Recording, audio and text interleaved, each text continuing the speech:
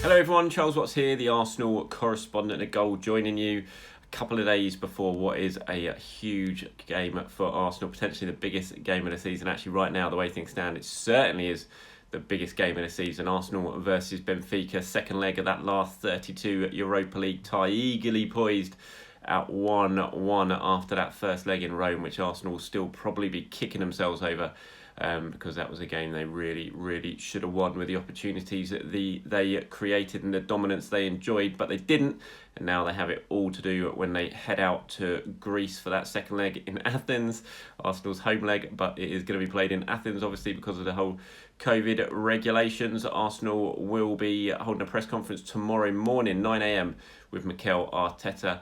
And we think we're going to be getting a player as well to preview that game, so I will pop on it here and do another video after that to discuss what Mikel and the player had to say. Then they'll be flying out, taking a long journey out to Greece before Thursday night's game, and then coming back, and got Leicester on Sunday afternoon, early lunchtime kickoff as well, so not much time for Arsenal to prepare for that one. But for now, all the focus is on Benfica and that huge game for Mikel Arteta. I'll speak a little bit about that later on in this video, but for now, just wanted to start a little bit on transfer stuff. Lots of rumours about Hector Bellerin doing around, so I thought I'd have a little bit of conversation about Bellerin and Arsenal. Been linked with PSG, Barcelona, said to be looking at him again.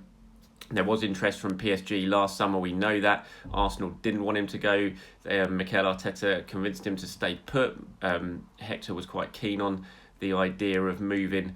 Going to be interesting to see what happens with him this summer. He's getting a lot of grief at the moment, some of it unfair, I think, from fans. His performances maybe haven't been the best this season, but he certainly hasn't been Arsenal's worst player. And I think you still have to take that injury into account. Yes, he's been back for a while now, but an injury like that, you've got to say, it can take a year, 18 months before you can get back to your pre-injury levels. And his fitness has been good since that injury. He's not like he's been picking up other problems as well. Pretty much near ever present in the side when he is fit and available.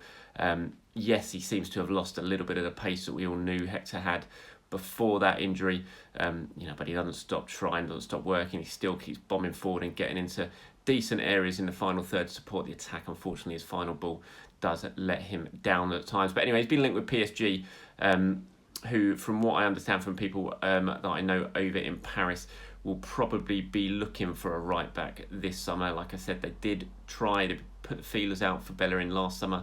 That was all knocked back, and it was decided he was going to stay at Arsenal. It'll be interesting to see if they get the same response if they come back knocking on the door of Arsenal this summer. We all know that it's going to be key for Arsenal in terms of their transfer business to sell players, to move players on, to generate funds that Mikel Arteta and Edu can use. And so that's why I think it'll be quite interesting to see if a decent offer does come in for Hector this summer. It wouldn't surprise me if it's something that Arsenal consider, but it would have to be a decent offer. Look, he's very popular in the squad. He's a hugely influential figure behind the scenes. Mikel Arteta really likes him. We know that. So I do think it will have to take a decent offer to turn their heads and make them think about it. But should that arrive from the likes of PSG or potentially even Barca, although saying that Barca and their financial issues at the moment, that might not be quite so easy. But certainly with PSG, then it wouldn't surprise me at all if it's something that Arsenal do seriously consider and they look to sort of shake things up on that right side. They've got their long-term left-back in Kieran Tierney. We can see what he provides down that side. It'll be interesting to see if they start to look elsewhere for a sort of perhaps younger, more long-term prospect of right-backs. You look at Lamptey over at Brighton, who's been linked heavily with Arsenal before. Players like Max Aarons at Norwich, who Bayern Munich have been looking at, very good young right back. You look at the success that Everton have had with their signing of Godfrey last summer from Norwich. Could Arsenal do something similar with Max Aarons? Is that a possibility? He is a player they like, they have watched before. Same with Emi Buendia, obviously another Norwich player, more of an attacking player, obviously with Buendia, but these are the type of players that Arsenal will be looking at, thinking long term. If a decent bid comes in for Bellerin, can we get enough money to sell him, bring someone else in, and potentially sort of strengthen that right back department for the long term? It's certainly something I think that will be on the agenda. But again, it all depends on what offer comes in and whether a decent one arrives from the likes of PSG or any other interested clubs in Hector. Look, he's been here at Arsenal for a long, long time now. He'll probably, I wouldn't be surprised, and I don't know this for certain, but it wouldn't surprise me if he's thinking, this is be quite a nice time to leave. Arsenal's still got him tied down to a fairly long-term contract, so they're in a good sell-in position, and it might work best for all parties on that one. But look, Hector's a very good right back. If you're going to sell him, you've got to make sure you get someone in who's equally as good, who's got equally as much to give down that right-hand side. It perhaps has more potential when you're talking about the likes of Aarons and Lamptey, about how they can develop over the next couple of years in what's going to be a pretty young Arsenal side going forward under Mikel Arteta. So lots of decisions to make, but it's going to be interesting to see what happens with Hector Bellerin. What do you guys think? As always, let me know in the comments below about what you think Arsenal should do with Hector. Is this a good time to sell, or should they stick with him and see if next year he comes back even stronger after that injury that's now, he's been back for about a year now, but like I said, sometimes can take up to 18 months, 2 years to recover from a cruciate and get back to your pre-injury levels. Now, in terms of transfer priorities, I thought it was quite interesting to talk about that, having spoken about Hector there and the right-back situation. What Arsenal are going to probably be looking at this summer. Now, I think we all know that striker is going to be a clear priority for Arsenal, Mikel Arteta and Edu. You've got the Alexander Lacazette situation, 1 year left of his contract. You've got Eddie Nketiah, 1 year left of his contract. Folarin Balogun out of contract. So you're going to have to do something there with the strikers. It's what, do you decide to give Alex a new deal? If you do that, you're basically admitting you're not going to get any sell-on value for him. He's going to be another player going into his 30s on a pretty lucrative long-term contract. I don't think, I've said that before, I don't think you do that. I think if you get the right situation arising this summer, you look to move Alex on and bring someone else in that you can kind of build the team around as a central striker.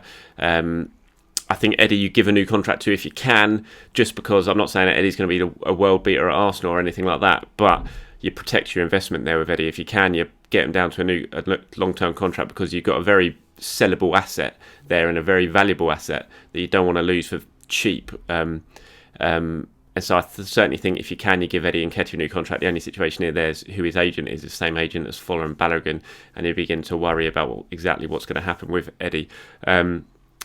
And then you look to bring someone in. I think that is going to be a priority for Arsenal, is bringing in a new striker. I've mentioned Edouard at Celtic an awful lot of times. He's certainly a player that Arsenal have a very keen eye on. They've been watching him for a long, long time. Got good relationships with Celtic, obviously fresh from the deal for Kieran Tierney not too long ago. Kieran Tierney is a very keen admirer of Edouard as well, and I'm sure he's probably got his ear. He's not had the best of seasons, Edouard, up at Celtic. No one at Celtic has, though. They're in a bit of a disaster. I think Edouard as well, his head probably turned a little bit. He wanted to leave last summer, it didn't happen. I'm not sure his heart is 100% in it this season, but he's a very good striker who Arsenal and other clubs like. I think he'll certainly be on the move this summer. It'll be interesting to see Arsenal go for him. And there's other striker targets that I'm sure they're watching long and hard this summer and before deciding what they're going to do. So I think that's going to be a priority for Arsenal. I think right back is certainly going to be an interesting one to watch, having spoken about Hector. I think centre back as well, although they've got about 8 million centre backs at the moment. Obviously quite a few of them are moving on. We don't know what's going to happen with David Luiz yet. We know Mustafi's now gone. Callum Chambers, not sure what's going to happen with him. Socrates is now gone, obviously. And then we don't know what's going to happen with William Saliba. And if they decide to move on from William Saliba, I'm not saying they will, but if they do, if Saliba's desperate to leave and a decent offer comes in for him, what they're going to do there in terms of a long-term right-sided centre-back. So I think that's an area they're going to be looking at, and a lot of it revolves around the whole Saliba situation. Still thinking midfield, you're looking at your ideal partner for Thomas Partey. Is that really Granit Xhaka long-term? I'm not convinced. Mohamed Elneny, I think you certainly need an improvement at him. Dani Ceballos, is he going to go back to Madrid or not? So there's some real transfer priority areas for Arsenal. I think it's right down the spine, potentially even at centre-back. Certainly in central midfield, that attacking midfield number 10 role, Martin Odegaard, I think it's going to be hard to sign in permanently from Real Madrid this summer, so you're going to have to look at what you want to do there, and then the striker department as well. So right down the heart of that team for Arsenal, right down the heart of the squad, I think there's some key transfer priorities, and that's why trying to get yourself Champions League football, we know how important it is, But that's why the Europa League has taken on such added importance again this season, given the poor performances in the Premier League. Arsenal need to try and get themselves into the Champions League, and there is still an opportunity in the Europa League, and that's why I think Mikel Arteta is clearly going to prioritise that competition between now and the end of the season, as we saw at the weekend with his team selection against Manchester City. Good news in terms of fans possibly coming back in the stadium. We might not be too far away now. The government announced yesterday here in England that from May the 17th at the earliest, that 10,000 fans might be able to go into stadiums above 40,000. Obviously, the Emirates is 60,000, which means that 10,000 fans could be back in before the end of the season. Now, the earliest that could happen is May the 17th. That leaves Arsenal one remaining home game, the final game of the season against Brighton on May the 23rd. There is the possibility of 10,000 Arsenal fans being in the Emirates for that final game of the season. Unfortunately, it's probably not going to be the biggest of games, although Brighton might have something to play for, but at the moment it's looking unlikely that Arsenal are going to have much to play for in the Premier League, given their performances, given the fact that it's 10th at the moment. But even so, for all those fans who have waited so long to see their football team, it would still be a special afternoon, hopefully in the North London sunshine, when 10,000 of them could pack into the Emirates and watch their team live in action for the first time for most of them in God knows how long, well over a year since that game against West Ham back in March last year. So that's good news. It is progress. Look, I think we've all had such a difficult year. I know how much all of you want to be back watching football inside stadiums, so it is a first step anyway. Even though the stadium will still be only a sixth full, it's still a first step and a very good signs for hopefully for next season. Just a little bit about Benfica now before we go. Changes against Benfica. I wanted to talk about, I think we saw last week in the away leg what we're pretty much going to see this week in the second leg. The changes at the weekend, we saw sort of 5 was it, but one of those included Kieran Tierney. I'm expecting Tierney to start on Thursday night, so maybe 4 changes from the team that were lost against Manchester City, or that started against Manchester City. I think Smith Rowe's going to come back in. I think Dani Ceballos comes back in. I think Gabriel probably comes back in as well. Kieran Tierney obviously is going to come back in.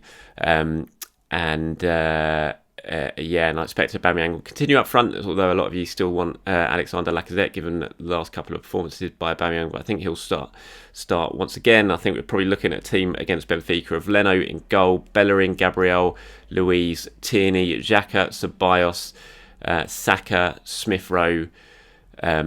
Saka, Odegaard, Smith Rowe, and Pierre-Emerick Aubameyang. So as long as everyone's fit and available, I think we'll see the same starting 11 that we saw in the first leg, when Arsenal line up on Thursday night.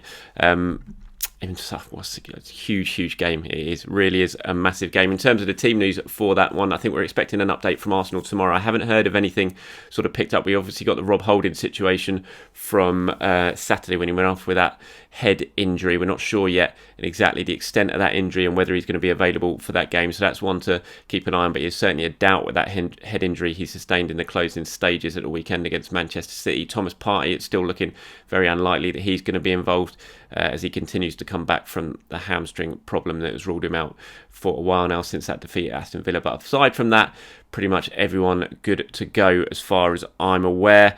Thomas Partey, I think I'm getting lots of questions on him. When could we see him back? From what I was told earlier, the earliest it was going to be was Leicester at the weekend. I still think even then it might be too soon. We're seeing he's beginning to train at the moment. We saw pictures of him training on Friday at London Colney, or Saturday I think it was, but he's still training individually. I don't think he started with the group yet, and even when he does start with the group, I think Arsenal are going to make sure that he's fully fit before they even think about risking him once again in the starting 11, because we've seen too many times this season Thomas Partey coming back and ended up breaking down again. They want to be desperate to make sure that he is fit and available when he does return, and he's fit enough to stay fit for the remainder of the season, because the last thing Arsenal and Mikel Arteta wants is a key midfielder to miss any more games than he already has done this season, because let's face it, it's been a little bit of a disaster in terms he's arrived because of his fitness issues. Right, that's it from me, everyone. Thank you very much for watching. I will be back tomorrow after that press conference with Mikel Arteta, if I can, to update you on what he had to say and look further ahead to that massive, crucial game for Arsenal against Benfica in Athens. Thanks for watching, everyone, and I'll speak to you very, very soon.